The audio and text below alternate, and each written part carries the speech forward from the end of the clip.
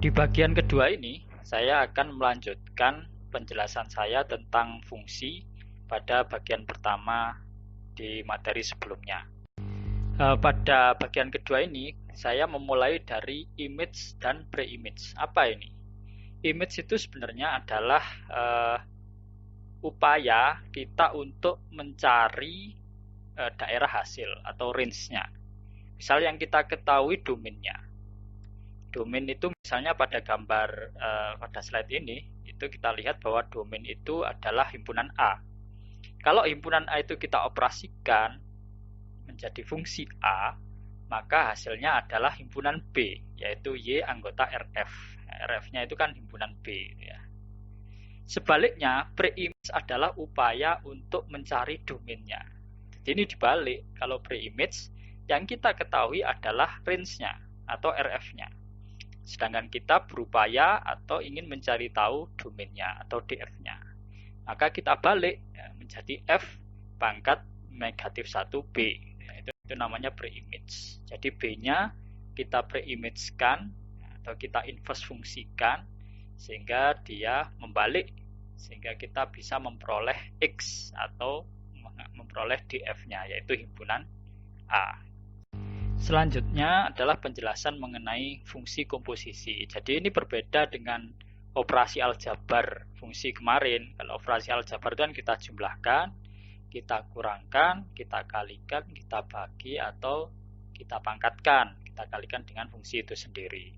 Nah, pada fungsi komposisi itu kita gabungkan. Jadi ini fungsi gabungan.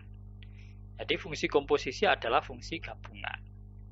Nah, kita ambil contoh pada gambar berikut ya. Kita gabungkan antara fungsi Gx dengan fungsi Fx. Nah, fungsi komposisi di situ jadi O-nya, GOFX. Atau gabungan antara Gx dan Fx. Nah, bagaimana sebenarnya menggabungkan itu gitu ya.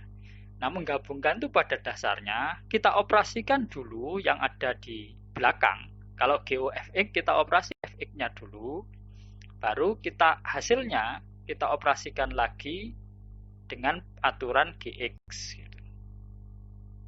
Nah, sehingga range-nya itu nanti berbeda hasil akhirnya. Gitu ya.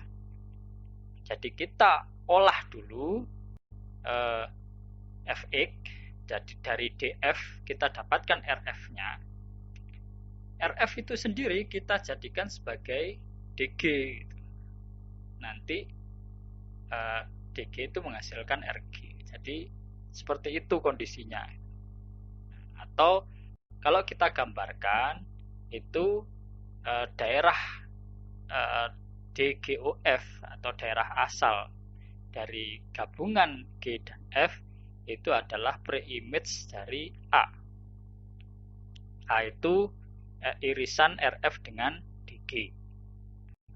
Sedangkan RGOF itu sendiri adalah GA. Jadi seperti itu gitu ya. Nah, intinya cara mudahnya fungsi komposisi adalah Anda operasikan terlebih dahulu dengan aturan Fx gitu ya, terhadap X-nya. Hasilnya Fx itu sendiri itu anggap X untuk Gx. Gitu.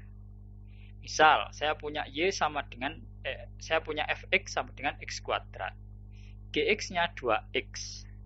Maka Fx itu saya operasikan X kuadrat dulu. Baru nanti hasil X kuadratnya itu saya masukkan ke dalam G, aturan Gx. Sehingga Gx itu menjadi G2 kali X kuadrat. Bukan 2X lagi. Gitu. Karena X-nya dirubah menjadi Fx ya. Anda pelajari nanti. Nah, fungsi yang terakhir yang kita pelajari dalam bab fungsi ini adalah fungsi trigonometri, yaitu tentang sudut. Nah, yang harus Anda ingat betul-betul nanti dalam perjalanan kalkulus maupun pelajaran-pelajaran atau mata kuliah Anda selanjutnya, Anda harus ingat kalau dulu kita waktu SMP SMA lebih kenal sudut itu dalam bentuk derajat. Tapi dalam ilmu teknik mesin, fisika, dan lain-lain nanti kita lebih kenal dalam bentuk radian. Jarang sudah yang pakai derajat. Nah, 1 derajat itu sama dengan pi per 180 radian. Sedangkan 1 radian itu sama dengan 180 derajat per pi, atau sekitar 57,3 derajat. Pi itu berapa? Ya pi itu 3,14 yang kita kenal itu. 3,14 sekian itu. Nah, di sini juga sudah saya sajikan gitu ya. Untuk sudut-sudut istimewa ya, sudut-sudut yang biasa kita kenal. 0 derajat tuh ya radiannya pasti 0 gitu ya. 30 derajat berarti 30 per 180 kali pi, atau pi per 6. 455 pi per 4 dan seterusnya gitu ya. Pi sendiri itu 180 derajat. Sedangkan 360 derajat itu 2 pi. Jadi kalau sudah 2 pi itu sudah satu lingkaran penuh gitu ya. Kalau lebih dari 2 pi ya berarti dia lebih dari satu lingkaran. Nah, mana ini arah derajatnya? Arah derajatnya adalah berlawanan dengan arah jarum jam. Jadi mutarnya itu mutar ke arah kiri gitu ya, berlawanan dengan arah jarum jam, bukan searah dengan jarum jam. Itu yang harus Anda ingat. Fungsi-fungsi trigonometri itu punya jenis-jenisnya gitu ya. Secara umum ada 6. Sinus, kosinus, tangen, kotangen, sekan, dan kosekan.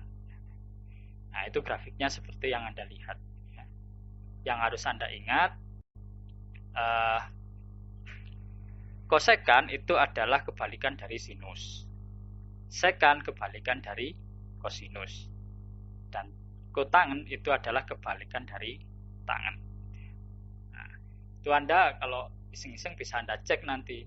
Sebenarnya sinus, kosinus, dan tangen dan seterusnya itu mana yang fungsi ganjil, mana yang fungsi genap. Nanti Anda bisa tahu di situ. Ya, kalau Anda punya waktu ya. Jadi Anda bisa pelajari perbedaan-perbedaan antara sinus dan yang lain gitu, dari jenis-jenis fungsi trigonometri. Nah, ini yang terakhir dari bab fungsi kita, yaitu sifat-sifat fungsi trigonometri. Ini penting sekali gitu ya, Anda pahami dan Anda hafalkan gitu. Kenapa? Karena nanti dalam mengoperasikan fungsi trigonometri, baik itu di limit, di turunan, di integral, sifat-sifat fungsi trigonometri ini penting untuk menyederhanakan fungsi-fungsi trigonometri. Saling mencoret lah istilahnya gitu. Jadi, kalau Anda nggak paham ini, nanti ya, atau nggak hafal, kalau hafal sih nggak harus ya, tapi kalau Anda nggak paham, ya nanti Anda akan kesulitan gitu untuk menyederhanakan fungsi-fungsi trigonometri di bab-bab selanjutnya. Jadi sin kuadrat X tambah cos kuadrat X itu hasilnya pasti 1. Kalau nggak percaya Anda masukkan X-nya berapapun. Misalnya sin kuadrat 30 derajat tambah cos kuadrat 30 derajat, hasilnya pasti 1. 1 plus tangen kuadrat X itu hasilnya pasti sekan kuadrat X. Atau dengan kata lain gitu ya, kalau sekan kuadrat X kurangi 1 itu pasti hasilnya tangen kuadrat X. Jadi bisa diolah alik gitu ya. Jadi kan tadi sin kuadrat X tambah cos kuadrat X itu sama dengan 1. Nah, itu artinya sin kuadrat X itu sama dengan 1 dikurangi cos kuadrat X. 1 plus tangen kuadrat X sama dengan sekan kuadrat X. Itu artinya tangen kuadrat X itu sama dengan sekan kuadrat X dikurangi 1. Dan seterusnya. Sin negatif X itu hasilnya adalah sin X gitu ya. Sedangkan cos negatif X itu adalah cos X. Dari situ kan Anda bisa ketahui gitu. Dan seterusnya itu Anda bisa cari dan buktikan dan pelajari entah dari googling atau dari buku referensi bagaimana membuktikan bahwa sifat-sifat fungsi trigonometri ini bisa terpenuhi.